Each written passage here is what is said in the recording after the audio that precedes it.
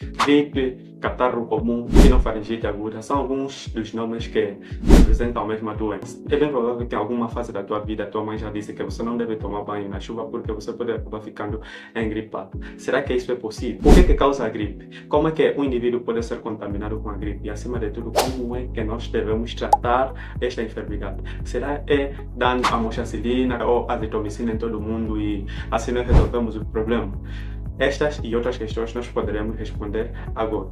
Eu sou o Dr. Gilberto Garcia Cavallo, médico geral e criador deste perfil. E hoje falaremos da gripe ou do catarro comum. É uma enfermidade infecciosa causada geralmente por vírus que afeta geralmente as vias aéreas superiores. Isso é, todo o trato respiratório por cima da epiglote. E quais são esses agentes causadores que podem dar a gripe?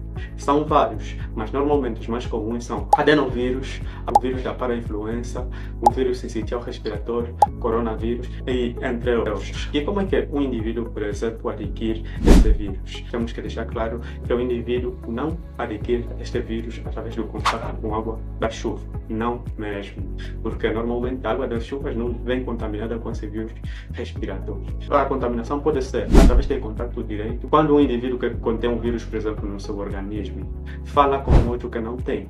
E ele, ao falar, por exemplo, elimina as secreções respiratórias, ao tossir, bem como aspirar.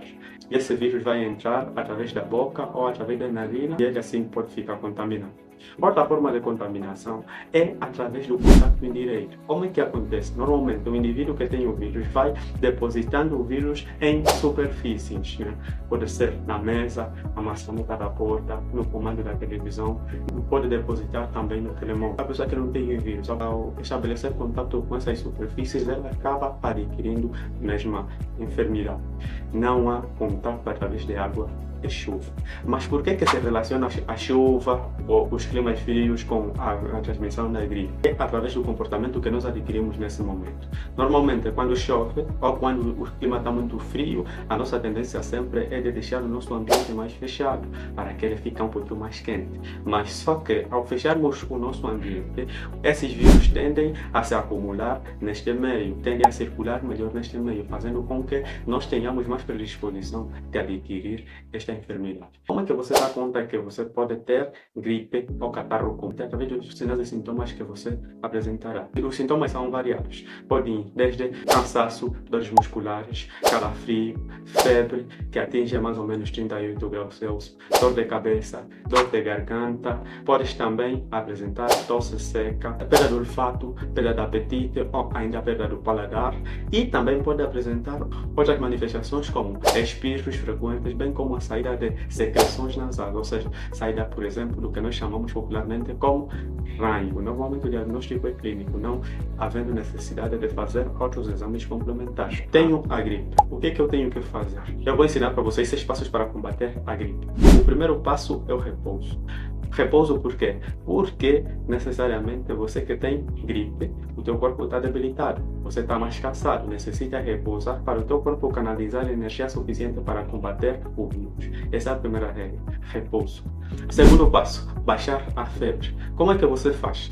Bem, podes optar por uma via medicamentosa ou uma via não medicamentosa. A via não medicamentosa é feita tomando banho com água morna, utilizando, por exemplo, toalhas molhadas com água morna, metendo na testa ou ainda na região do pulso. Outra forma de baixar a febre é através de medicamentos.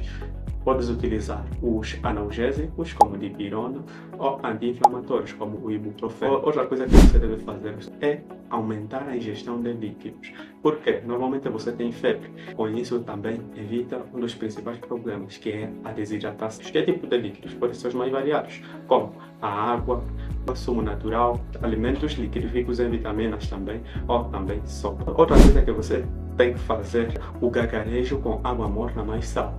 Isso vai fazer com que haja desinflamação da tua garganta e vai evitar a dor local. Também é fundamental fazer lavagem nasal com soro fisiológico. O soro fisiológico vai fazer com que as secreções nasais tornem mais fluídas, ou seja, mais líquidas e mais fácil de serem eliminadas, eliminando assim qualquer processo de obstrução nasal que pode vir a acontecer. A última coisa que eu gostaria de compartilhar com vocês, no caso, manter a alimentação. Porque Normalmente você perde energia, você pode ficar fraco e o teu corpo necessita da reposição de energia para combater qualquer processo viral e assim acelerar o teu processo de desenvolvimento.